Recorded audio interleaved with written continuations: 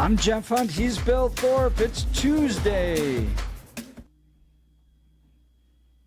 No snow today. That's good news. Bill, I'm up in the mountains. There's no snow anywhere. Let me tell you that much. That's a little spooky. It is dry. You know, I was actually reading something I ran across. It was totally different feed that I was running through this weekend. But I ran across this piece that a guy was writing out of Wyoming. And a portion of it was he was talking about how there's a lack of snow in Wyoming. And he was focused on something else. But one of his laments was that all of his snowmobiling friends said, yeah, it's great if you get up above 9,000 feet. Mm-hmm. And he's like, wait, their highest mountain peak there is 10,000 feet. He's like, normally the snow is much lower. And he's like, we're operating in the mountains with 1,000 vertical feet of available, terrain for snowmobiles. He's like, this is crazy. He's like, yeah, he was lamenting some of the lack of the snow and things like that you were talking about. I can't believe it's that dry down there too. That's not good. Yeah, it's wild. I'm out in Durango this morning. We'll be addressing the Southwest Republican Women's Club after the show. So I came down to night before, going to do the show and then hang out and with the good folks of the Southwest Republican Women's Club and then head on back. But it is dry out here. Definitely very dry, Southwest Colorado right now. Well, how do you think the Minneapolis police chief is doing? Well, here's Darren Weekly's comment. He's absolutely unfit to be the CEO of a law enforcement agency. He's a disgrace to the profession. Whoa, strong words from Sheriff Darren Weekly of Douglas County. He's going to join us next to give us an analysis on how the Minneapolis police chief is handling all this. But first up is the news. Blake Olson. Blake Olson, news and comment. Hey, good morning. It is Tuesday, 25 and clear in Denver. Expecting a high of 52 today. News sponsored by Pastor Camp Heating and Air Conditioning at 303-777-1234 to learn more about special savings opportunities on Lennox equipment. Our top story, Tina Peters has been moved to another housing unit after she was involved in an incident Sunday at La Vista Correctional Facility. The former Mesa County clerk posted on X that she was attacked in a closet by another inmate and was trying to defend herself. She was rolling out a cart into a closet. She backs into the closet, and then a woman comes in and tries to pull the cart away. The door is blocking, so you can't really see what happens seconds after that. And then they exit out of the closet, and Peters has her hand on the inmate's right arm, and Tina, her other hand on her neck, on the woman's neck, and you can see in the video on Jeff's X account, or actually on our website or on the live feed today, it looks like she's saying, hey, look, back off. Stop messing with me. You're messing with the wrong person. Corrections spokeswoman Alondra Gonzalez Garcia says Peters was moved to another housing unit while the investigation continues. So hopefully it doesn't escalate to this. See what you're made of, huh?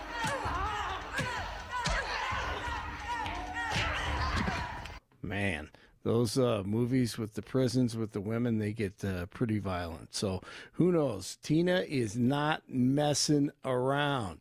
Hopefully they have fixed that and she is safe in that facility. Coloradans taking legal action after contaminated fuel was delivered to dozens of gas stations last week. State regulators say gas contaminated with diesel was sent to retailers from the H.F. Sinclair terminal in Adams County on January 7th and 8th. The state has received over 800 complaints about the damage caused by the contaminated fuel. Lawsuits were filed last week in Denver and Adams County, and attorneys hope to turn those cases into class actions so they can represent multiple clients. Businesses in the Boulder area reporting heavy losses after Xcel Energy cut power for several days last month. Hosea Rosenberg, owner and chef of 2 Boulder restaurants, says that he estimates he lost about $100,000 in sales and spoiled food between the 2 locations during the outages. There's just a lot of things that work against restaurants. And the one thing we should count on is our utilities. But if something happened like this every few months or even once a year, I don't think we would be able to stay in business. Xcel implemented power shutoffs on December 17th and 19th to reduce the risk of wildfires, of course, due to the high winds. The Boulder Chamber of Commerce recently surveyed area businesses and found that nearly 250 were negatively affected by the outages. DJT heading to Switzerland today for the World Economic Forum in Davos, with the dispute over Greenland looming large. Asked by reporters last night about how he plans to handle in-person pushback from European allies, Trump said he's not anticipating any major problems. Well, I don't think they're going to push back too much. Look, we have to have it. They have to have this done.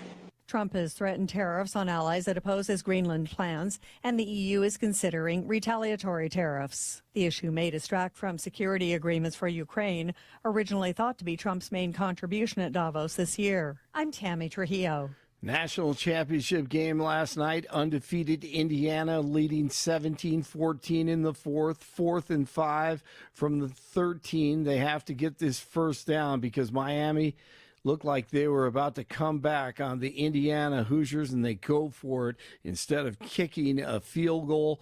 Gutsy move, and the Heisman Trophy winner, Fernando Mendoza, takes the snap.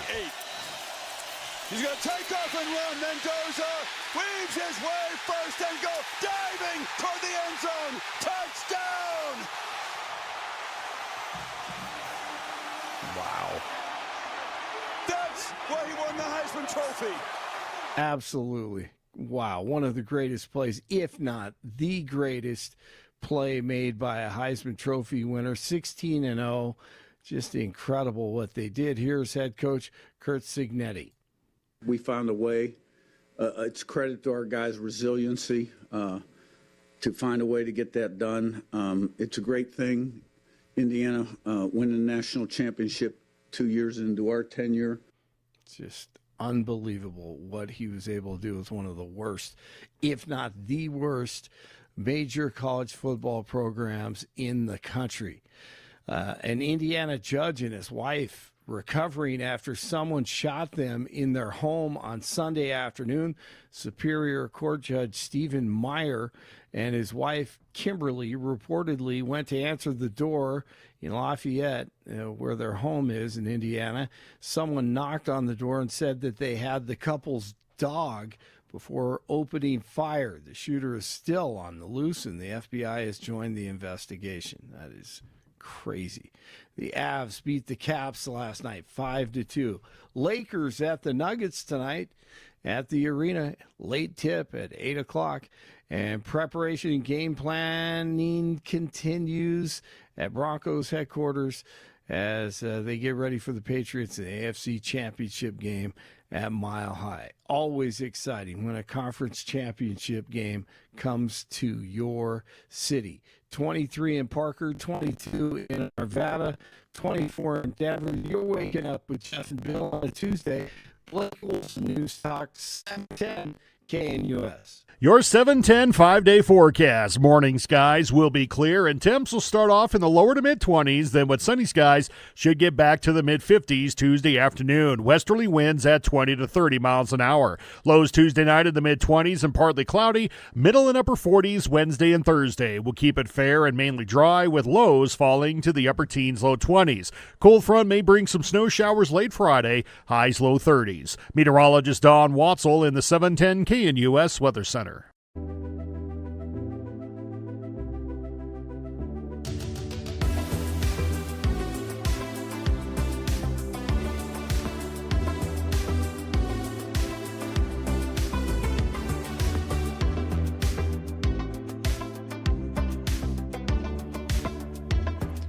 Welcome back to the Jeff and Bill Show. Billy, I'm always intrigued by these law enforcement officers that go to work in places like Portland, San Francisco, Minneapolis, where you very much have to take on the role of almost being like anti-law enforcement.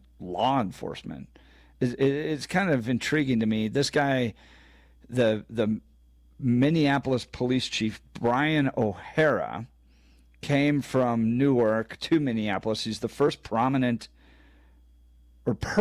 chief appointed following all the George Floyd riots and all that happened in 2020. He was appointed in September of 2022. And he's made some comments about ICE that are at best eyebrow raising, but seem to embrace this kind of anti-law enforcement mentality while serving in law enforcement. And I saw a comment by Darren Weekly, sheriff of Douglas County, doing a fantastic job. But Sheriff Weekly said that he's absolutely unfit to be the CEO of a law enforcement agency. The Minneapolis police chief is a disgrace to the profession. And I outreached to him and I said, Sheriff, love to have you on to talk about this because I do find these guys intriguing, and he joins us now. The sheriff of Douglas County, Darren Weekly. Good morning, Sheriff. Thank you for joining the Jeff and Bill Show. Yes, good morning. Good morning, fellas. Thanks for having me. So you strong words for the police chief of Minneapolis. Tell us about him. Yeah, the reason I say he's unfit for public office is because when you get to the chief of police level or a sheriff level,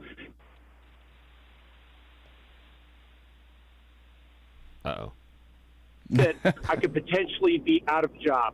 And that's the same thing for a police chief. When a police chief gets to that level, they have to understand everything that goes with it. Now, obviously, the big difference is a sheriff is elected by the people of their county, and a police chief is appointed either by the mayor, city council, and typically police chiefs don't have the latitude to make decisions for public safety the way that most of them would want to.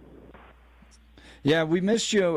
It broke up there right at the very beginning. Make your first comments again, maybe the first 3 or 4 sentences. Yeah, I'm sorry about that. I'm driving.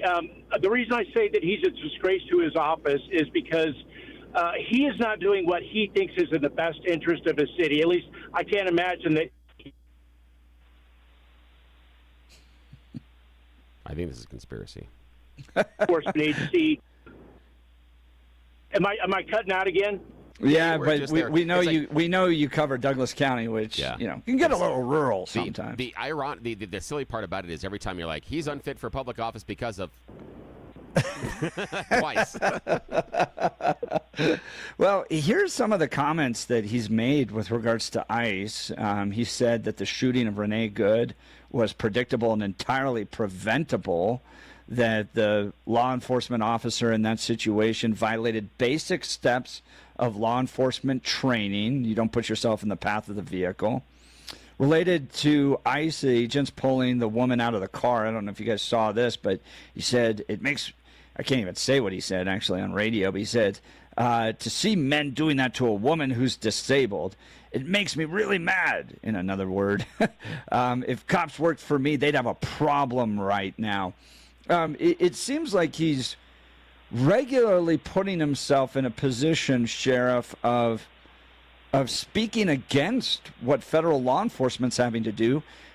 Minneapolis has decided they're really not going to help protect these federal law enforcement. So he's in a position where he's allowing these violent protesters to impede lawful federal operations. These ICE agents are having blocks of ice thrown at them. They're having their cars interfered with. And when ICE reacts to them, well, then he criticizes the law enforcement all over again. It doesn't seem like he stands first with law enforcement. It seems he's like constantly a political actor responding to the people in his community that are some of the worst offenders. Your thoughts, Sheriff? Well, again, he's appointed. He's not elected by the people. So he's doing, in my opinion, he is doing what is expected of him by his mayor, by his city council, by his city manager. He's doing such a horrible job that the federal government may have to come in and restore order to his city. Now, I understand that a chief of police can't be, immigration enforcement. But at what point do you stand in the way from property damage and people getting hurt in your city? At what point do you get in, stand in the gap to protect your community? That's what he's failing to doing, and it seems like he's telling his officers to stand down and let it happen. And I don't care what side of the political spectrum you're on, to put federal agents in harm's way like that is unconscionable.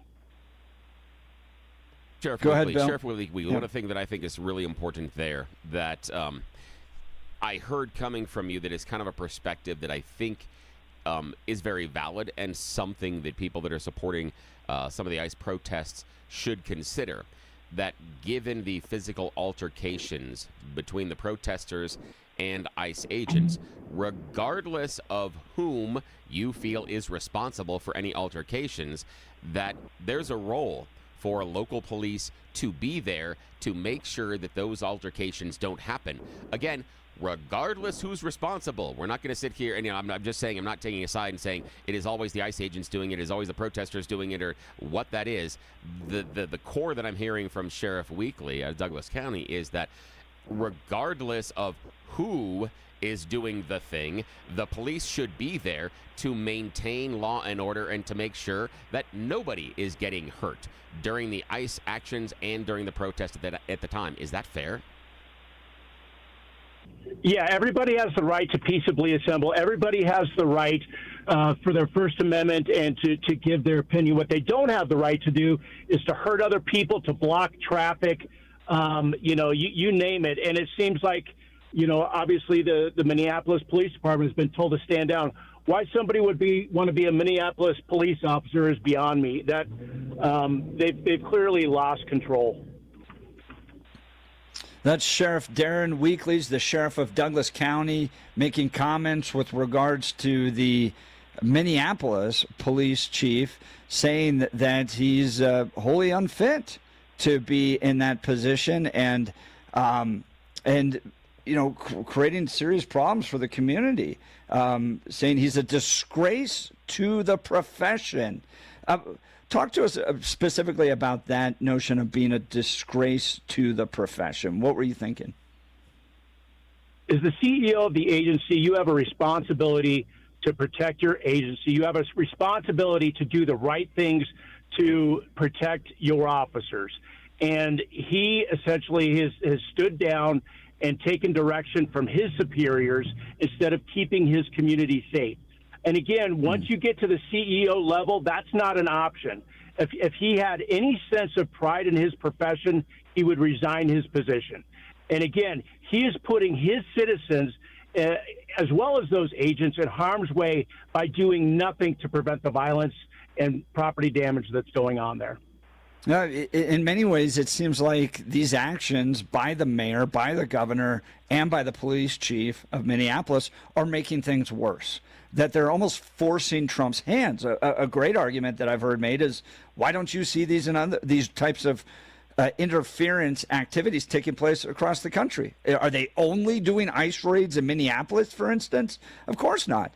But because of the political positions of the governor, of the mayor, and of the police chief, they're almost making things worse and ultimately forcing the hand of the president to have to send in federal troops. It's the exact opposite of policing a community well. It is taking steps to make the community more unsafe in order to appease the most radical left-wing anti-police aspect of your political base.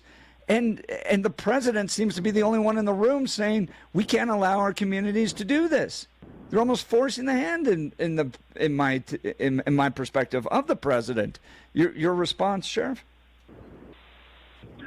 They've got to restore order in that city, or this is going to continue. People are going to continue to get hurt. Eventually, this all has to come to a head, and I'm very worried about that and how that's going to unfold. because I dread to think of people getting hurt trying to restore law and order. And again, that's on the police chief for failing to do it himself. Mm-hmm. Sheriff, look, you and I have run into each other in personal capacities inside of a church. I know you're a man of faith. You saw what happened inside the church in Minneapolis. What were your thoughts as a law enforcement officer when you saw that? I think it's inexcusable. Can't we, we obviously people have different political views, different political perspectives, but that just crosses a line that should never be crossed. Can we all just try to get along? And, we may disagree respectfully, but not resort to violence, not resort to storming a church. We just seem to have lost all civility. At least, the fringe groups certainly have. Can we bring it back together as a country? Yeah, I think a lot of people saw that, good Americans on either political perspective, and just said that you guys are crossing a line here. You have little kids sitting in the pews crying. You had one guy, we played his audio on our show yesterday, berating what appears to be 15-year-old girls sitting in a pew, trying to intimidate them. You do not have a constitutional right to free speech and protest on somebody else's private property. Just because it's a church and might be open to the public to attend doesn't necessarily mean it's public land for you to protest on. Walmart, for instance, is open to the public, but you can't go have a protest in the middle of Walmart and intimidate shoppers. So it seems like Don Lemon clearly doesn't understand the Constitution and is going to face some criticism there. Sheriff, I want to ask you briefly about the lawsuit. You're suing Governor Polis with regards to some of these U visas. Can you tell us a little bit about this lawsuit? Yeah, the lawsuit essentially, there's a couple different prongs to it. It essentially contradicts existing state law. We have a lot of different cases that involve migrants, and in those cases, we are working with federal authorities. We can't share information about their immigration status with those federal authorities. So the law is in conflict. And then in terms of the U visas, which I personally have approved myself when I was a captain, the threshold for what meets that criteria is essentially we are being forced to give potentially inaccurate information on those U visas. So all we are looking to do is get clarification from the law. I've been accused of all kinds of horrible things by certain people. This has absolutely nothing to do with race. What it has everything to do is truth in these legal documents, as well as the conflict with existing state law. And so that's what we're trying to get resolution on. That's Sheriff of Douglas County, Darren Weekly. Sheriff, you've been very generous with your time. Just another question real quick. I know you said to me one time that 80% of the people in your jails aren't even from Douglas County. The position I feel like you and George Brockler have been put in is to clean up the weak on crime policies that pervade other cities around you, that pervade the state as well. These lawmakers down at the state capitol, it always, from my perspective, seems like they're criminal first, not victim first. So talk to us about the position you're in, having to deal with weak on crime policies all around the Denver metro area and trying to keep your community safe, where 80% of the people in your jail aren't from our community in Douglas County. Well, and the people that are in jail are the worst of the worst. Most people are now getting PR bonds on most crimes, depending on their criminal history and a lot of other factors that go into it. It's never been more difficult to keep legitimate criminals behind bars. And that's because of the quote-unquote criminal justice reform. So if there's no consequences to committing crimes and these criminals know they're going to be right back out on the street, where's the incentive not to commit crimes? The other issue that we have is a lot of felonies. Many felonies were reduced to misdemeanor levels. which is also problematic. And many of those are drug crimes as well as property crimes. And so, again, when you're reducing the penalty level and you're also reducing the ability to incarcerate criminals, you're making all of Colorado less safe, not just Douglas County. So Douglas County, we're still essentially playing defense, and we're making arrests where we can, and hopefully finding these offenders before they commit crimes in my community. Sheriff Darren Weekly, Governor Jared Polis gave us final state of the state down at the Colorado State Capitol earlier this week or late last week, saying that he's made Colorado safer. Do you think Governor Polis, under his tenure, made Colorado safer? Well, we're on the radio, so you didn't just see me roll my eyes. But, no, he has not. He has no clue, and I think he's way out of touch with the everyday Coloradans that are having to deal with the crime epidemic in this state. I don't care if you live in the Denver metro area, if you live outside the metro area, rural area.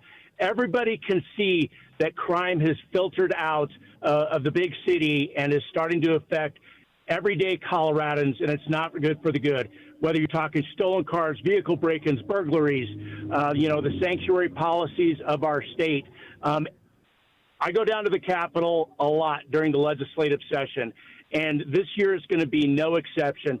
Our legislature is continuing to water down the law and make things much more difficult for law-abiding Coloradans. We need to shift this state. We need to get it going in the right direction, and public safety should be paramount for every Coloradan, so vote appropriately. Yeah, and as we've seen down at the state capitol, in all these battles, they continually side with criminals. People go, Jeff, you're too brash to say they're criminal first. No, they are criminal first, because you're either community safety first or you're criminal first. Who gets the priority? And they continually, especially these socialists that are now taking control of the state capitol, siding first with criminals over the general public, and it's creating a problem. And I'm just so impressed with people like George and Darren that are trying to keep their community safe in the midst of all these challenges. Sheriff, you're doing an absolutely fantastic job. We're proud. Thank you for taking time to join the Jeff and Bill show this morning. Yes, thank you so much. Yeah, hey, guys, I want to add one thing. That is why we are going to start going with more ballot measures that people will see in the November election to restore law and order for this state. And thank you guys for having me. You bet. Thank you. Yeah, and he's exactly right. There'll be some ballot initiatives coming from some good people at, I think, the Common Sense Institute. No, that's Advanced Colorado. Advanced Colorado will be coming up with some of those ballot initiatives. But, that's how you have to do it. Because in the progressive mind, the law and order justice system is not something that's equally applicable to people. That Marxist worldview of oppressor versus oppressed feeds into their perspective. And so if you are in prison, well, you've been oppressed by somebody until you're a political opponent, and gets into the old adage, show me the person, I'll show you the crime, that comes from the Soviet days, where they'll use the law enforcement apparatus to go after their political opponents. But then when it applies to the general public, that oppressor versus oppressed mindset fits in. But strong words from the sheriff of Douglas County regarding the Minneapolis police chief, saying he's absolutely unfit to be the CEO of law enforcement. He is a disgrace to the profession. Do you agree? Is the Minneapolis police chief creating part of these problems that we're facing in Minneapolis by not being willing to send law enforcement to work with ICE and essentially turning these protesters loose? Or is he a civil rights activist that's trying to fight against the oppression of the federal government? Give us a call. Join the conversation, 303-696-1971. Text us on the Dan Capitalist Law text line at 720-819-5115. That's 720-819-5115. Bill, any thoughts on that interview? No, I liked what he had to say. I liked the idea of The police should be there to stop those confrontations regardless of whom, that they are there to keep the community safe. It also resonated with me that he said here in Colorado, it's never been more difficult to keep the criminals behind bars.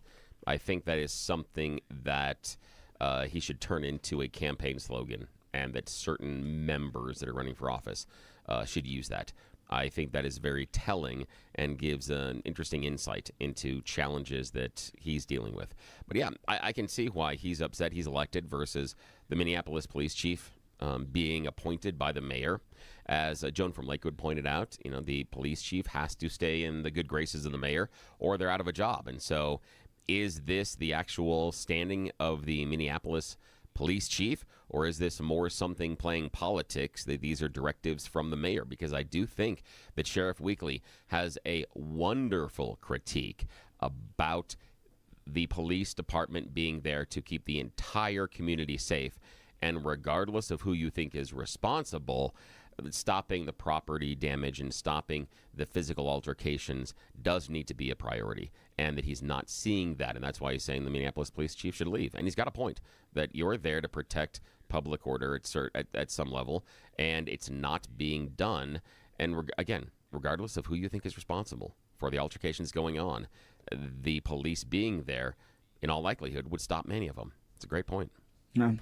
Join the conversation. Would love to hear from you. Again, the phone line, 303-696-1971. Text us on the Dan Caplis Law text line at 720-819-5115. We'll continue with your phone calls and texts. You're listening to The Jeff and Bill Show. This is Denver's Talk Leader, News Talk 710, KNUS.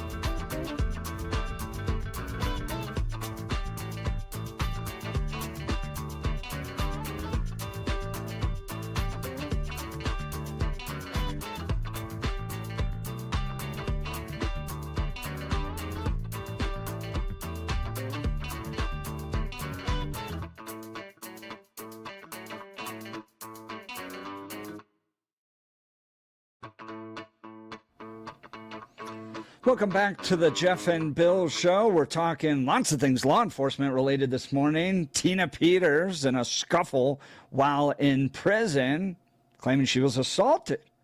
Does the video reflect that? Darren Weekly, Sheriff of Douglas County, joining us to talk about what's happening in Minneapolis, saying that the police chief of Minneapolis is a disgrace to the profession.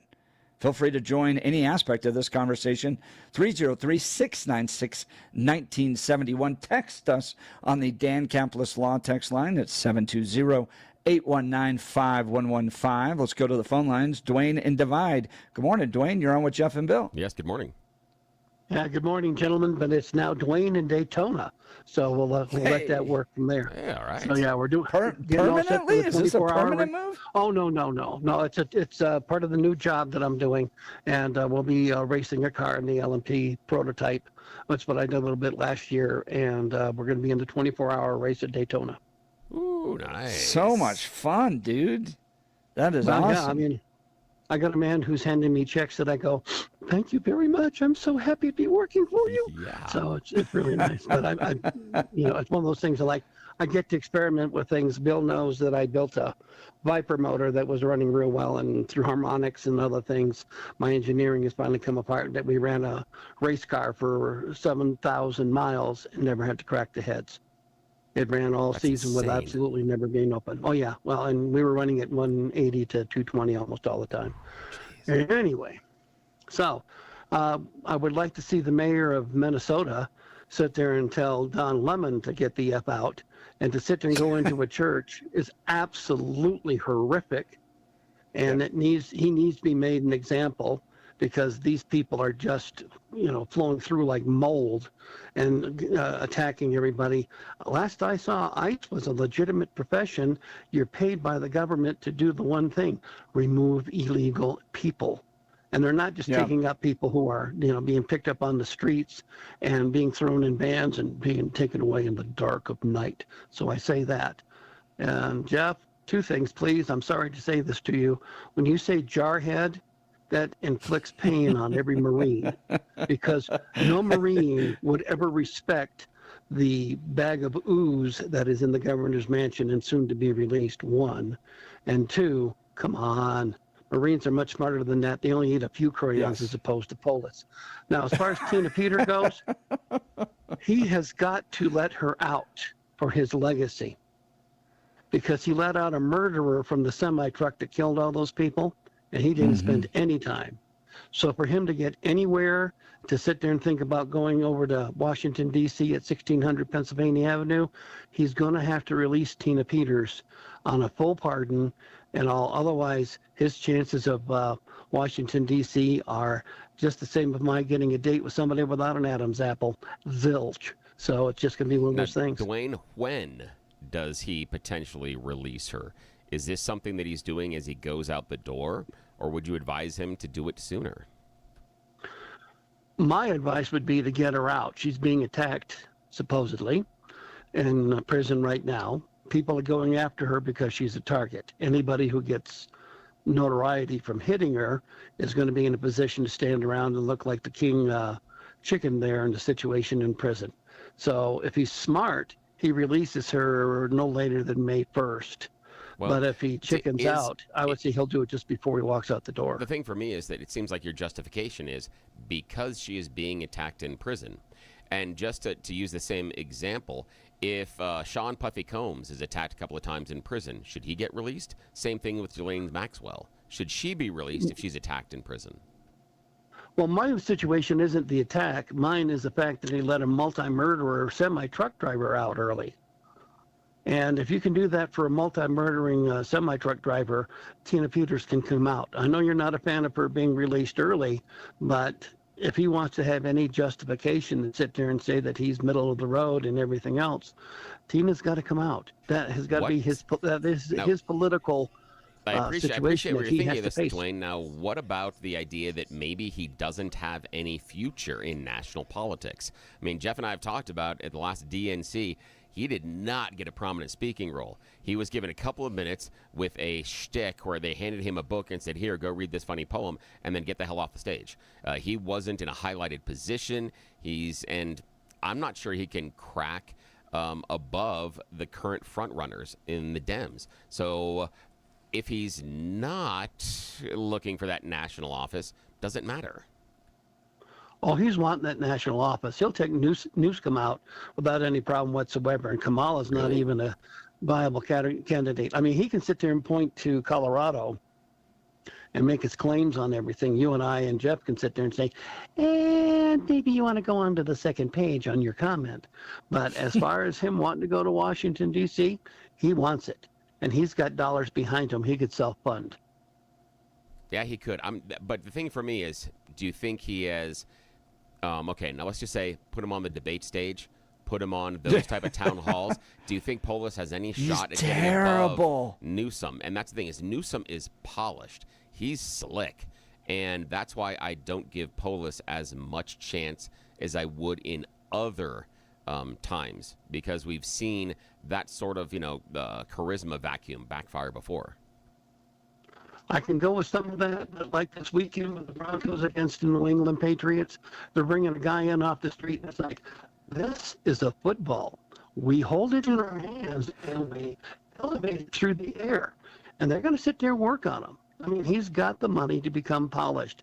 He can buy the right PR firms to sit there and look more palatable to people.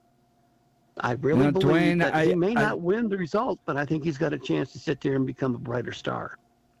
I think Polis wants it. I think that's a fair assessment. But when you look at how these pale, male, and stale Colorado Democrats do on the national stage, because remember, Michael Bennet and John Hickenlooper both ran for president. Neither of them got a single percentage point of support. When they hit the national stage, people are just like, golly, these guys are boring. And you see it, especially in that State of the State. That was 90 minutes, and I got maybe 3 minutes of clips out of it. So he's a boring Boulder nerd that I don't think is going to make it. But the biggest challenge he faces, and I think he is fair enough with himself to assess it this way, that when he got a call from Kim Kardashian, he commuted the sentence of a guy who killed 4 people by being reckless, even murderous, with his truck crashing into them on I-70. He's going to keep Tina Peters, who's never done a violent thing in her life, against somebody that wasn't actually attacking her. Then I don't, never convicted on any of that. I think he has to come to terms with himself. Dwayne, I appreciate the phone call. Thanks so much. Yeah, that's Dwayne from Daytona. Best of luck out there, man.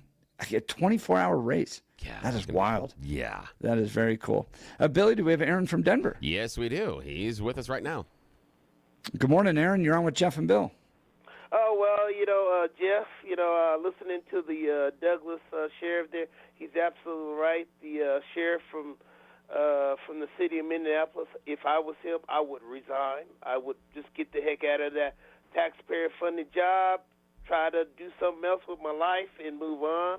I mean, even though he was appointed by the mayor of Minneapolis, he's just a disgrace.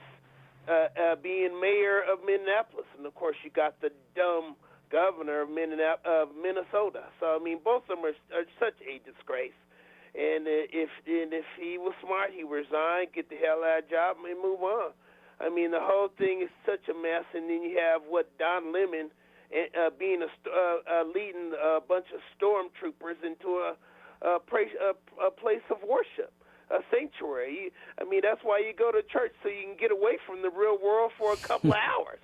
But of course, these morons, these leftist nutbags, want to invade a church and disrupt the peace there. I mean, it just never ceases amazing when you deal with the diabolical, sinister, dark side, dumb donkeys in this country. And we got them, in this state, and they're everywhere in the country. It's just like a bad version of COVID-19 virus. And man, I gotta find a cure in this insanity that's currently going on in this country. It just has to stop. And you're right about Jeff, about Tina Peters, the double standard in his hypocrisy. I think she got what she deserved. But if you're willing to pardon a truck driver who killed a bunch of people because of Kim Kardashian, then you gotta let Tina Peters go. I mean, it's just, the double standards is just outrageous. And one more thing, Jeff, is it a felony or a misdemeanor to steal a car in the state of Colorado, or did the dumb donkeys finally woke up and changed the law from a misdemeanor to a felony to steal your car? What you got, Jeff and Bill? Yeah, with regards to numbers, I don't know, because I remember Phil Weiser saying that it takes a few car thefts for him to finally pay attention to what you're doing out there. The first three were free, according to Phil. Like a punch card at Subway. Well, I just know some loser tried to steal my car, and luckily this was during the COVID-19 insanity that was going on in the state. Someone actually tried to steal my car, and they caused over $2,000 of damage inside my car, and because my car was smarter than the loser that tried to steal my car. So I'm still kind of digging because these dumb donkeys, they're soft on crime, currently going on under the dome. And of course I don't know if they still fixed the issue. If you turn that to be a nutbag and you release back into the population as a nutbag, so I committed a crime as a nutbag, and you release me back into the population to commit more crimes as a nutbag, and that's something the horde of dumb donkeys, they need to resolve that currently under the dome in downtown Denver. It's ridiculous. It's just ridiculous. Aaron, I love it. I always appreciate the call. That's Aaron from Denver. Thanks so much. In many ways, Minneapolis has fallen into what conservatives always claim progressives do. They hate Christians. They want to interrupt what they're doing with their church services. They're pro-crime, criminal first, and they're attacking ICE agents. Is this what you have in Minneapolis? Kind of the penultimate progressive city where you can't worship, you're going to be harassed there, and if you're a federal law enforcement agent, they're going to throw ice blocks at you. Well, give us a call. Join the conversation. 303-696-1971. Text us on the Dan Campos Law text line at 720-819-5115. We'll continue with your phone calls and texts. You're listening to The Jeff and Bill Show. This is Denver's Talk Leader, News Talk 710, KNUS.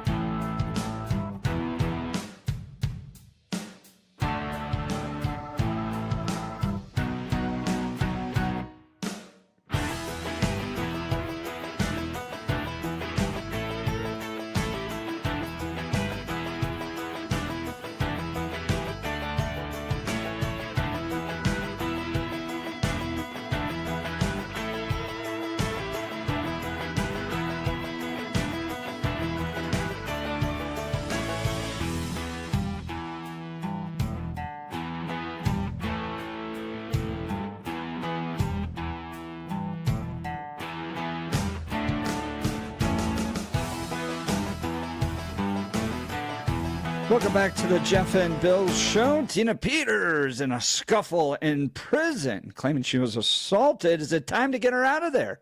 Or is this a much ado about nothing? Let's go to the phone lines. Francis and Golden. Good morning, Francis. You're on with Jeff and Bill. Yeah, good morning. Hey, gang. Hey, I saw the little video. It's very scratchy of the Tina Peters thing, and it looked to me like Tina just kind of flipped out, like she was moving some cart and some other inmate tried to pull it back a little bit, and then Tina grabbed her by the throat. It looked opposite of being assaulted, but regardless, it's time for Polis to just give her some sort of a release and make it super duper conditional. As a parolee, she can be subject to multiple conditions. I don't want her leaving the jurisdiction. I think she should be ankle monitored. I think she has to be not able to speak in public about any of her crimes. And for that matter, I mean, I'd say don't let her speak about it at all as a condition of parole. And just because she wants to be the... Isn't that is that a free speech violation? Yes. You can, no, it isn't. Look, when you're a criminal, you lose a lot of rights. You can't vote. When you're a felon, she won't be able to vote. I mean, nor should she be able to vote. But here's the deal. I think you can place conditions on that. I'd defer to your friend at 1st and 14th, but because criminal law ain't my jive. But you can put conditions on people, as I understand it, and it can be specific to the charge. She wants to be. Look, the one thing we know for darn sure about Tina Peters is that she wants to be the sweetheart of the kooky rodeo. And we don't let her do that if she's out, period. I don't need her trying to be a martyr. I don't need her lying about what happened. And we do know she will do that. She's done it before. We do know she'll flee the jurisdiction. She's done it before. We do know she kicked the cop. She's done that before. She'll do all of these things and claim martyrdom on all of it. Francis, Francis Golden, appreciate the call. Thanks so much. Yeah, running out of time. We'll continue the conversation. Feel free to join us, 303-696-1971. You're listening to The Jeff and Bill Show.